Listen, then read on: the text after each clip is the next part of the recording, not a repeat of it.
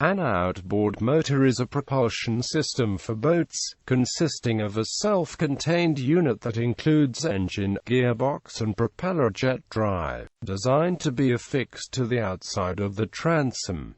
They are the most common motorized method of propelling small watercraft. As well as providing propulsion, outboards provide steering control, as they are designed to pivot over the mountings and thus control the direction of thrust. The skeg also acts as a rudder when the engine is not running.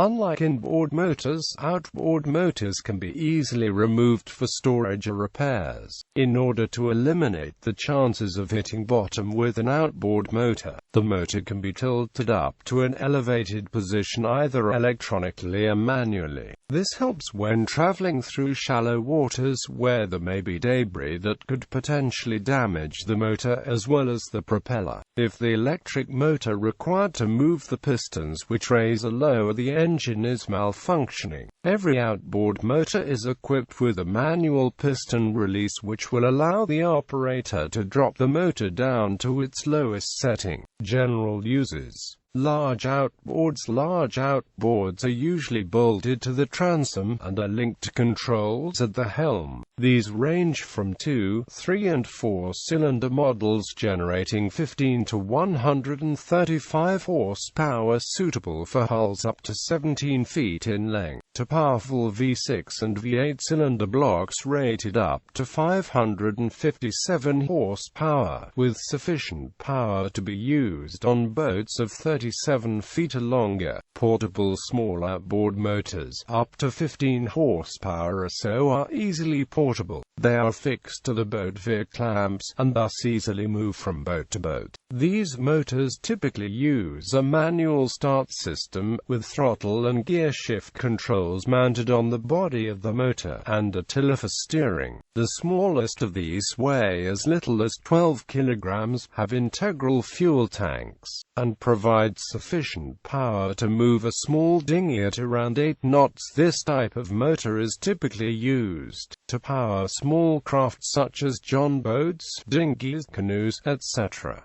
To provide auxiliary power for sailboats. For trolling of board larger craft, as small outboards are typically more efficient at trolling speeds. In this application, the motor is frequently installed on the transom alongside and connected to the primary outboard to enable helm steering. In addition, many small motor manufacturers have begun offering variants with power trim, tilt and electric starting functions so that they may be completely controlled remotely.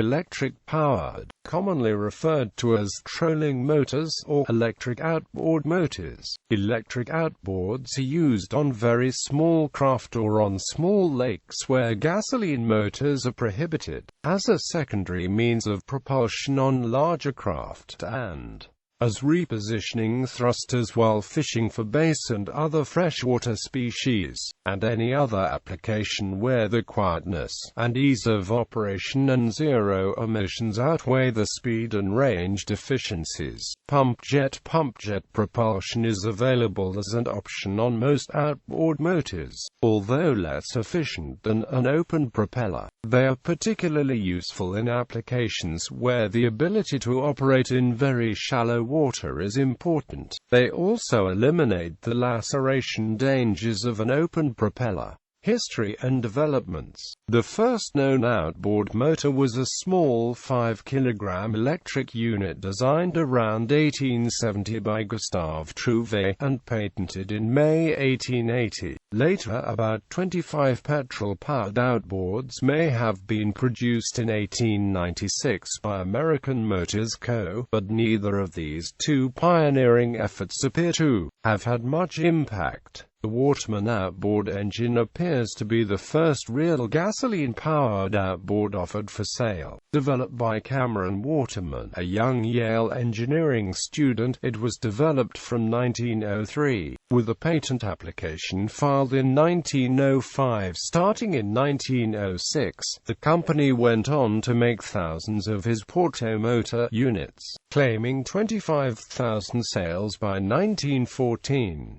The inboard boat motor firm of Kai Motor Company of Detroit were instrumental in making the cylinder and engines. The most successful early outboard motor was created by Norwegian-American inventor Ole Evinrude in 1909. Between 1909 and 1912, Evinrude made thousands of his outboards, and the 3-horse units were sold around the world. His Evinrude Outboard Co. was spun off to other owners, and he went on to success after starting the ELTO company to produce a 2-cylinder motor. ELTO stood for Evinrude Light Twin Outboard. The 1920s were the first high water mark for the outboard, with Evinrude, Johnson, ELTO, Atwater, Lockwood and dozens of other makers in the field. Historically, a majority of outboards have been 2-stroke powerheads fitted with a carburetor due to the design's inherent simplicity, reliability, low cost and lightweight. Drawbacks include increased pollution due to the high volume of unburned gasoline and oil in their exhaust, and louder noise. 4-stroke outboards. Although 4-stroke outboards have been sold since the late 1920s, particularly Ronis and Charlin, in 1962, Homelight introduced a commercially viable 4-cycle outboard, a 55-horsepower motor, based on the 4-cylinder Crossley automobile engine. This was called the Bearcat, that was later purchased by Fisher-Pierce, who are the makers of Boston Whaler, for use in the boats because of their technical superiority and efficiency over 2 strokes. In the early 1980s, Honda Motor Co. introduced its first 4-stroke powerhead. In 1984, Yamaha introduced the first 4-stroke powerhead. These motors were only available in the smaller horsepower range. In 1990, Honda released 35 horsepower and 45 horsepower 4-stroke models. They continued to lead in the development of 4-stroke engines throughout the 1990s as US and European exhaust emissions regulations such as CARB led to the proliferation of 4-stroke outboards. At first, North American manufacturers such as Mercury and OMC used engine technology from Japanese manufacturers such as Yamaha and Suzuki until they were able to develop their own 4-stroke engine. The inherent advantages of 4-stroke motors included lower pollution, noise reduction, increased fuel economy, increased low-end torque, and smoother operation. Honda Marine Group, Mercury Marine, Mercury Racing, Nissan Marine, Suzuki Marine, Tohatsu Outboards, Yamaha Marine, and China Ocean Haifeng Marine have all developed new 4-stroke engines.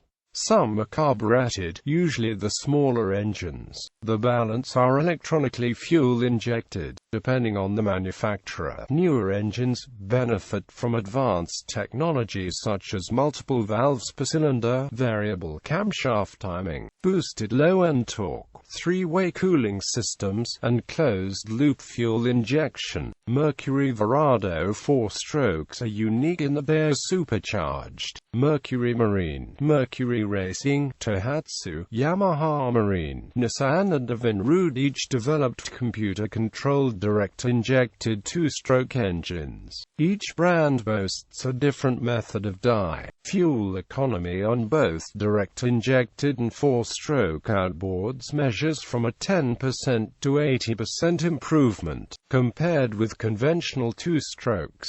Depending on RPM and loaded cruising speeds, figure on about a 30% mileage improvement. Outboard motor selection. It is important to select a motor that is a good match for the hull in terms of power and shaft length. Power requirements. Overpowering is a dangerous condition that can lead to the transom accelerating past the rest of the vessel, and underpowering often results in a boat that is incapable of performing in the role for which it was acquired. Boats built in the U.S. have a Coast Guard rating plate which specifies the maximum recommended horsepower for the hull. A motor with less than 75% of the maximum will most likely result in unsatisfactory performance. Shaft length. Outboard motor shaft lengths are standardized to fit 15-inch, 20-inch and 25-inch transoms. If the shaft is too long, it will extend farther into the water than necessary, creating drag, which will impair performance and fuel economy. If the shaft is too short, the motor will be prone to ventilation. Even worse, if the water intake ports on the lower unit are not sufficiently submerged, engine overheating is likely, which can result in severe damage. General dimensions. Different outboard engine brands require different transom dimensions and sizes. That affects performance and trim. Operational issues. Motor mounting height. Motor height on the transom is an important factor in achieving optimal performance. The motor should be as high as possible without ventilating a loss of water pressure. This minimizes the effect of hydrodynamic drag while underway, allowing for greater speed. Generally, the anti-ventilation plate should be about the same height as, or up to 2 inches higher than, the keel, with the motor in neutral trim. Trim is the angle of the motor in relation to the hull, as illustrated below. The ideal trim angle is the one in which the boat rides level with most of the hull on the surface instead of plowing through the water. If the motor is trimmed out too far, the bow will ride too high in the water.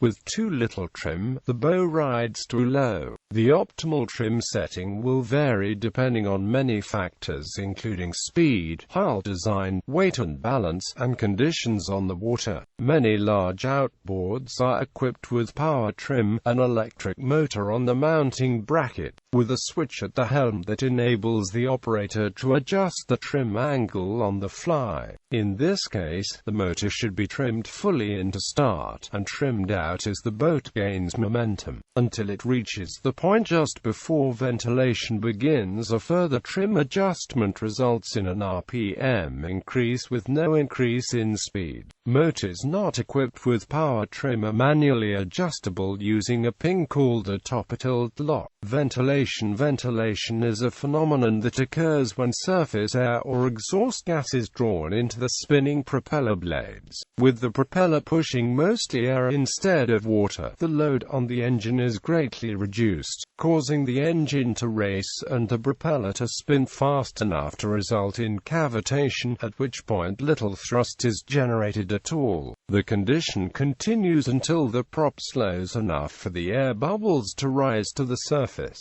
The primary causes of ventilation are motor mounted too high, motor trimmed out excessively, damage to the anti-ventilation plate, damage to propeller, foreign object lodged in the diffuser ring. Safety. If the helmsman goes overboard, the boat may continue under power but uncontrolled, risking serious or fatal injuries to the helmsman and others in the water. A safety measure is a kill cord attached to the boat and helmsman, which cuts the motor if the helmsman falls overboard. Cooling system. The most common type of cooling used on outboards of all eras use a rubber impeller to pump water from below the waterline up into the engine. This design has remained the standard due mainly to the efficiency and simplicity of its design. One disadvantage to this system is that if the impeller is run dry for a length of time, the impeller is likely to be ruined in the process. Air-cooled outboards.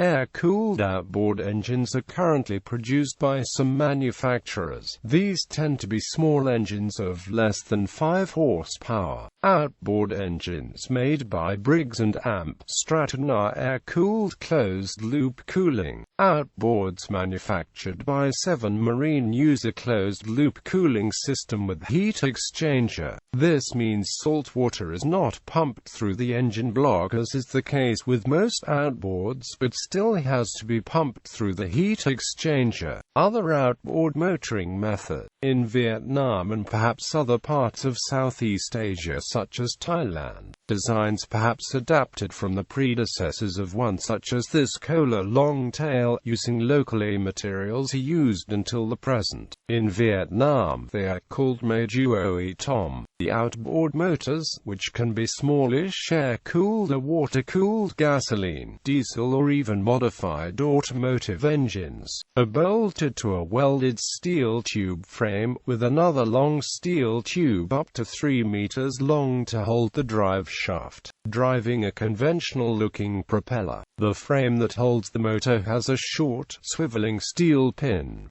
tube approximately 15 centimeters long underneath, to be inserted into a corresponding hole on the transom, or a solid block of wood purposely built in thereof. This drop-in arrangement enables extremely quick transfer of the motor to another boat for storage. All that is needed is to lift it out. The pivoting design allows the outboard motor to be swiveled by the operator in almost all directions: sideways for direction, up and down to change the thrust line according to speed, a bow lift, elevate completely out of water for easy starting, placing the drive shaft and the propeller forward along the side of the boat for reverse, or put them inside the boat for propeller replacement, which can be a regular occurrence to the cheap cast aluminum propellers on the often debris-prone inland waterways. This design is utilized to propel longtail boats. Manufacturers: Aquawatt Electric Outboard Motor, Bolander, Briggs & Amp, Stratton, USA, up to 5 horsepower.